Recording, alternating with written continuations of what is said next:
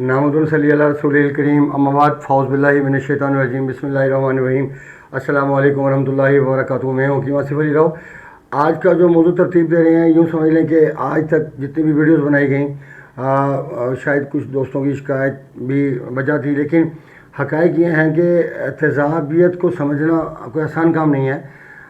ये अगर इसको समझ गए तो आप यूँ समझ लें कि आपने कैंसर को सॉल्व कर लिया, प्रॉब्लम को आपने एच प्लोरी को सॉल्व कर लिया, आपने यूरिक एसिड को सॉल्व कर लिया, प्रॉब्लम को सॉल्व कर लिया। उसके बाद आप फैटी लिवर को कंट्रोल करने में कामयाब हो गए, आप प्री डायबिटीज़ को कंट्रोल करने में कामयाब हो गए, आप जॉइंट पेन को कंट्रोल करने में कामयाब हो गए।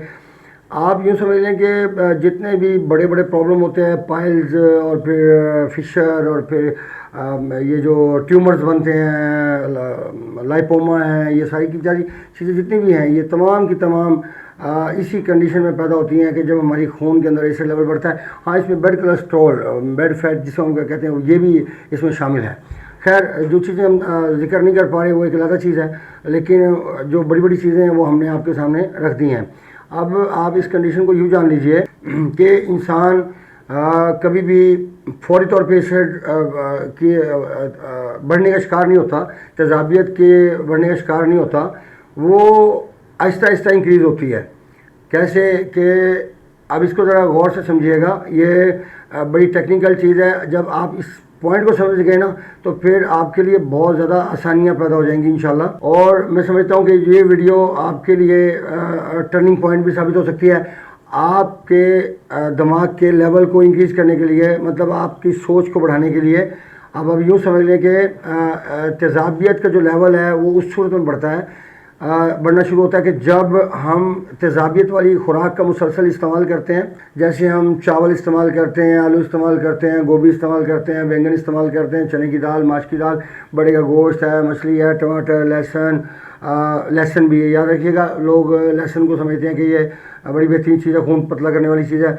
यार, इससे बड़ी बकवास और क्या हो सकती है कि जो चीज़ एसिड लेवल को पैदा करने के साथ साथ उसके लेवल को बढ़ाने में माविन साबित होती है, यानी मस्कुलर सिस्टम के दबाव को बढ़ाती है। तो जब मस्कुलर सिस्टम का दबाव बढ़ता है तो ही वहाँ के हिस्से में रुकी हुई जो फैट्स होती हैं वो बॉडी से खारिज होती हैं। लेकिन ये गुड कोलेस्ट्रॉल के अंदर होगा ना, कि जब दिल ठंडा होगा, दिल के पास खून का दबाव कम होगा और उसको पंप करने के लिए उसको ब्लड नहीं मुहैया होगा, तो यहाँ पे फेलियर होता है हार्ट का, क्योंकि उसके पास खून नहीं होगा। पंप करेगा और वो फेल हो जाएगा, क्योंकि उसके पास खून नहीं है तो वो पहुँचाए क्या। तो इस सूरत में हमें दिल को गर्म करने की ज़रूरत होती है। तो ऐसी कैफियत में लहसुन का इस्तेमाल किया जा सकता है यकीनन। अच्छा, अब चूँकि हमारी वीडियो फिर तसलसल बिगड़ जाता है, इसलिए साथ साथ चीज़ों को मैं एक्सप्लेन करना ज़रूरी समझता हूँ कि बाद वक्त चीज़ें फिर वो रह जाती हैं, वीडियो भी तवील हो जाती है और बात भी कंप्लीट नहीं हो पाती। खैर, अब ये समझें कि जब माल्टा, सेब, फालसा, जामुन, आलू बुखारा, सुरख अनार है, स्ट्रॉबेरी है, ये जो चीज़ें हैं, आप जब ये इस्तेमाल करते हैं, जैसे मैंने आपको बताया, चावल, आलू, गोभी, बैंगन, अरवी, उसमें भिंडी और उसमें चने की दाल, माश की दाल, बैंगन और ये सब चीज़ें शामिल हैं। चाय भी शामिल है, कोल्ड ड्रिंक भी शामिल, फास्ट फूड भी शामिल है। अच्छा, अब ये सारी की सारी चीज़ें क्या करती हैं कि ये बॉडी के अंदर, अब देखें, फौरी तौर पे एसिड लेवल ना बढ़ता है ना उसका एहसास होता है, ये आहिस्ता आहिस्ता इंक्रीज़ होती हैं चीज़ें। अच्छा, अब इसमें होता क्या है कि चूँकि हमारा हज़म होने का प्रोसेस हमारे मुंह से स्टार्ट हो जाता है, लुबाबे के साथ सलाइवा जो हमारे मुंह के अंदर थूक होता है, यहीं से जब हम खुराक को चबाते हैं, खुराक के साथ वो सलाइवा मिलता है और फिर वो उसको खुराक को मेल्ट करने में मुआविन साबित होता है और फिर वो इंसान के जिगर के पास पहुंचता है, मैदे के पास पहुंचता है और मैदे से कुछ वक्त हज़म होने के लिए दरकार होता है, तकरीबन 2 से ढाई घंटे। और फिर जब इस 2 घंटे के अंदर, ढाई घंटे के अंदर क्या होता है कि मुसलसल वर्किंग होती है। इस दरमियान खुराक नहीं देनी चाहिए। यहाँ पे अक्सर लोग क्या बेवकूफ़ी करते हैं, तेज़ाबियत का लेवल इस तरह भी बढ़ता है कि आपकी खुराक पहले वाली हज़म नहीं हुई और आपने ऊपर से फिर खुराक दे दी, कोई भी चीज़ दे दी, तो जो प्रोसेस होता है हज़म होने का वो वहीं छूट जाता है, वहीं रुक जाता है। और फिर वही जो पावर, क्योंकि इंसान के अंदर जो पावर काम कर रही है, अल्लाह पाक ने जो सिस्टम बनाया हुआ है, उसमें ये होता है कि जो एक सिस्टम आ गया उसके ऊपर वर्किंग हो रही होती है। अब ऐसे थोड़ी ना होता है कि 2 चीज़ें चीज़ें लगा देता है अल्लाह पाक कि पहली खुराक को हज़म करती रहती और फिर दूसरे वाली अगली खुराक को ले लेती। ये तो मुमकिन नहीं है।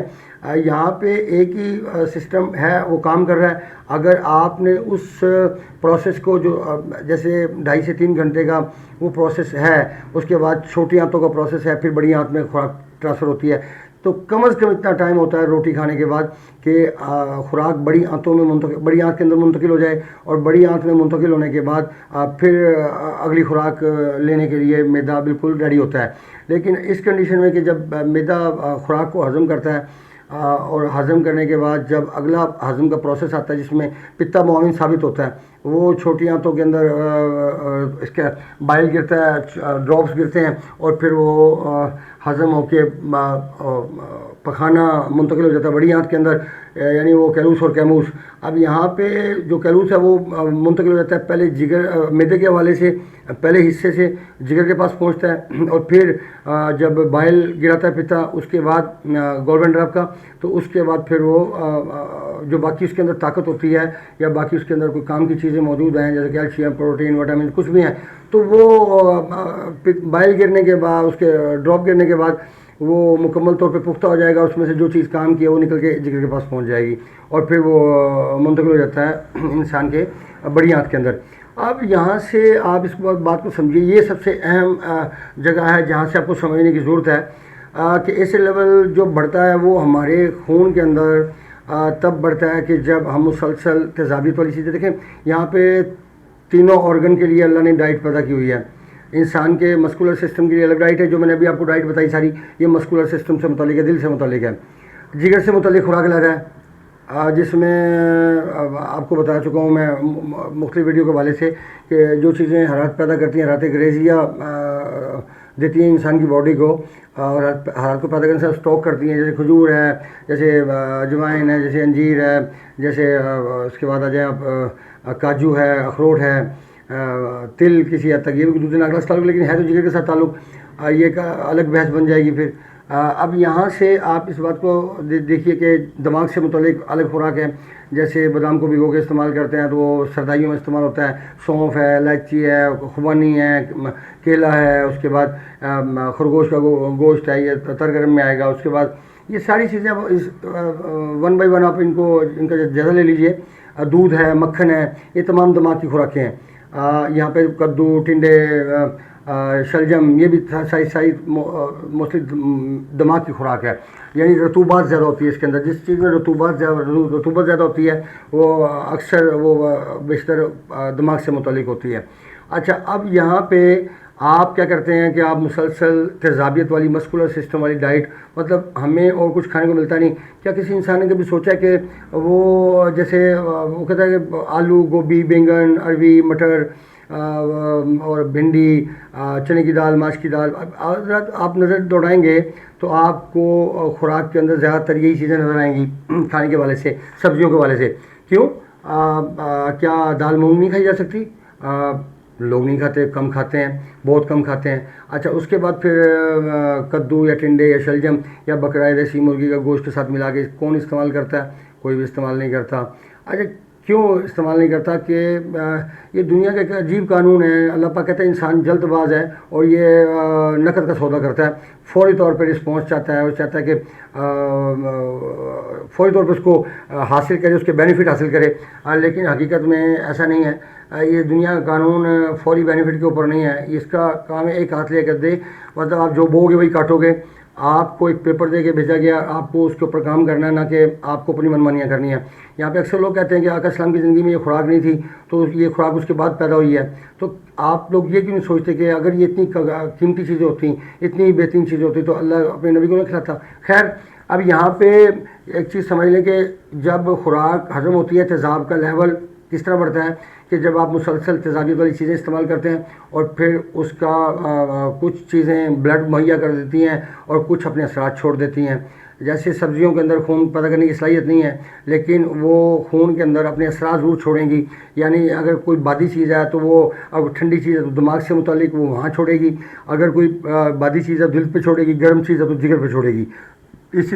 इसी तरह जब मुसलसल आप तेज़ाबियत वाली चीज़ों का इस्तेमाल करते हैं, जैसे माल्टे को आप माफ़ी नहीं करते, ऑरेंज को, जबकि मैंने 25 साल में 7 मरतबा खाया। आप मेरा ख्याल है कि हर सीज़न में आप कहते हो कि अल्लाह पाक ने ये किस लिए पैदा किया। भाई अल्लाह पाक ने तो फिर शराबें भी पैदा की हैं, मतलब वो भी सिस्टम दुनिया में रखा है, फिर खंजीर भी रखा है, मतलब आप फिर ये चीज़ें भी पीनी शुरू कर दो। तो अल्लाह ने तो इम्तिहान के लिए इंसान के लिए बहुत सारी चीज़ें पैदा की हैं। इसका मतलब ये तो नहीं है आप एक तरफ रिस्क हलाल एक तरफ हराम है, एक तरफ आप शादी करते हो, मैरिज करते हो, और एक तरफ आप जिना का रास्ता इख्तियार करते हो। तो दोनों में कामयाबी कहाँ है, दोनों में फ़ायदा कहाँ है, दोनों में बेहतरीन जगह कौन सी है? यकीनन रिस्क हलाल, निकाह जो अल्लाह ने जायज़ करार दिया, और अल्लाह बेहयाई को पसंद नहीं करता। आप इस बात से ज़रा समझें कि लॉ है, कानून है, उसकी पैरवी करनी पड़ेगी। अब तजाबियत का लेवल जब बढ़ना शुरू होता है, जब मुसलसल खून के अंदर एक जैसे असरात पैदा होना शुरू होते हैं, यानी खून गाढ़ा होना शुरू हो जाता है, बॉडी की कैफियत बढ़ना शुरू हो जाती है।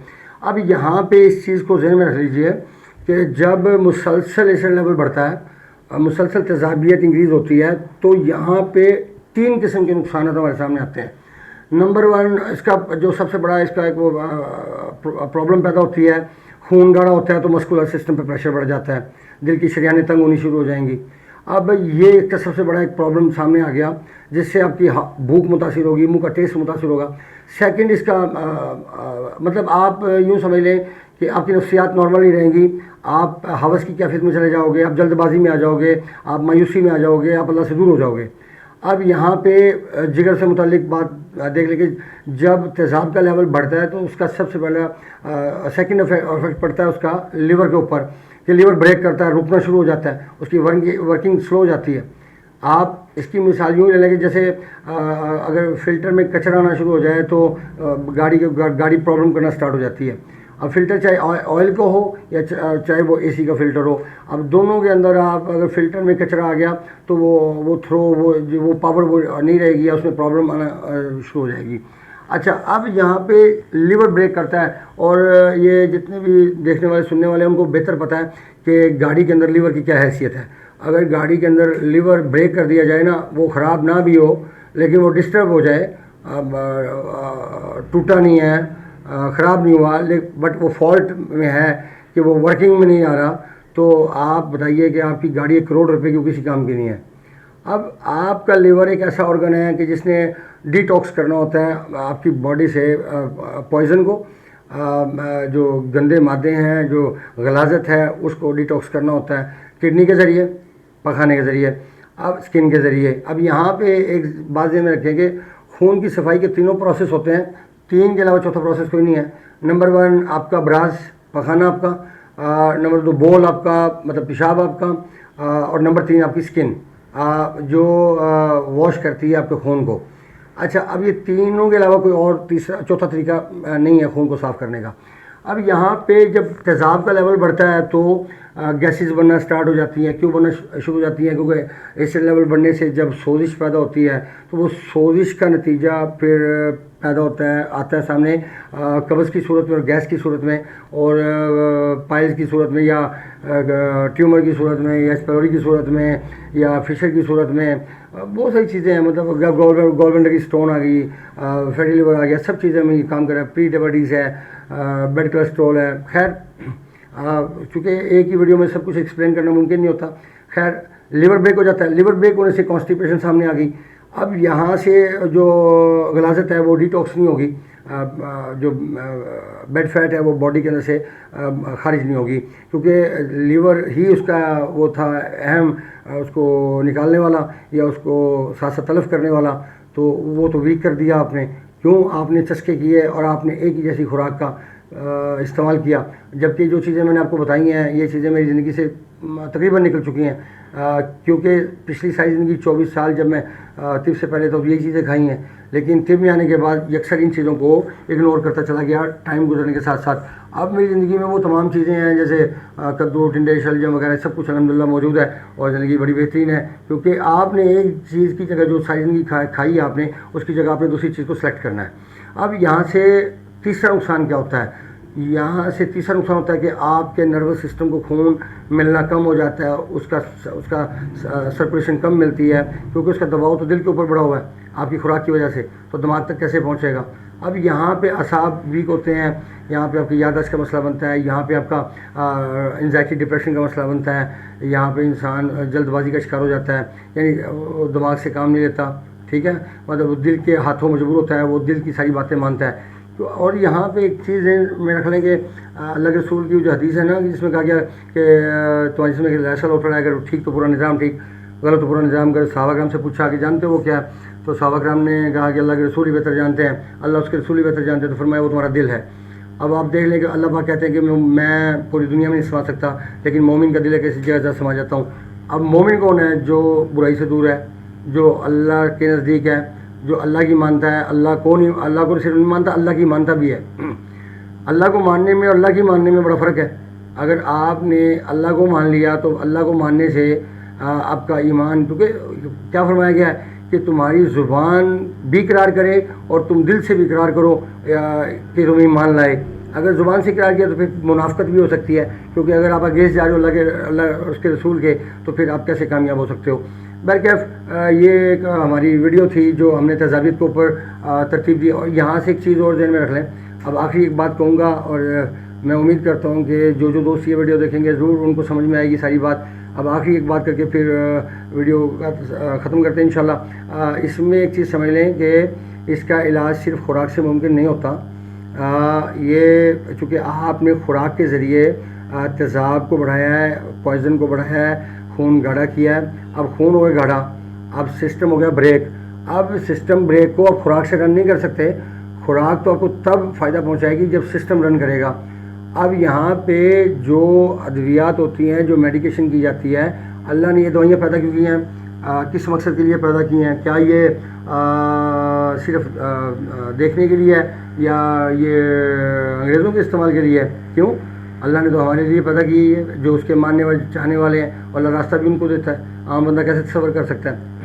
अब इसमें जो अद्वियात इस्तेमाल होंगी, खुराक बाद में शुरू होगी, पहले अद्वियात का इस्तेमाल शुरू होगा। कैसे? कि जैसे गाड़ी का अगर हम ऑयल चेंज करते हैं तो ऑयल चेंज करना ज़रूरी है, ना कि ऑयल के अंदर आप दूसरा ऑयल डाल दें, तो वो ऑयल वो आपको फ़ायदा नहीं पहुंचाएगा, वो आपको इंजन को नुकसान पहुंचाएगा, वो जल्दी ख़राब हो जाएगा। अब पहले वाला ऑयल को निकालना और दूसरे ऑयल को डालना, ये गाड़ी के इंजन को, और वो भी टाइम से पहले, ना कि वो टाइम के बाद। टाइम के बाद तो इंजन सीज हो जाएगा, तो टाइम से पहले उसको चेंज करना। अब इसी तरह इंसान के साथ भी होता है कि जब वो एक ही किस्म की खुराक का इस्तेमाल करता रहता है, तो बॉडी के अंदर इस लेवल बढ़ने से फिर वो लीवर ब्रेक कर जाता है। लीवर ब्रेक करता है। अब लीवर को फाल करने के लिए, उसको रन करने के लिए जो अल्लाह रब्बुल इज़्ज़त ने कानून तरतीब दिया है, वो खुराक के तौर पे भी सारी की सारी हरारत है, और मेडिसिन के तौर पे भी हरारत है। अब लोग कहते हैं कि जी आपने इलाज नहीं बताया। भाई ये इलाज कैसे बताया जा सकता है? ये आपका काम नहीं है। इसका मतलब है कि अब आपको यहीं बैठे बैठे सब कुछ बता दें, तो मुझे आप बताना पसंद करेंगे कि अल्लाह ने फिर हमें ये जो दिया है, उधर दिया, या जगह दी, या एक मनसब दिया, या अल्लाह रब्बुल इज़्ज़त ने अक्ल और दानाई दी, तो ये किस मकसद के साथ थी? अपना अपने दोस्तों का ख्याल रखें। मिलते हैं इंशाल्लाह मज़ीद इन्फॉर्मेटिव वीडियो के साथ। अस्सलाम वालेकुम वरहमतुल्लाहि वबरकातुहू।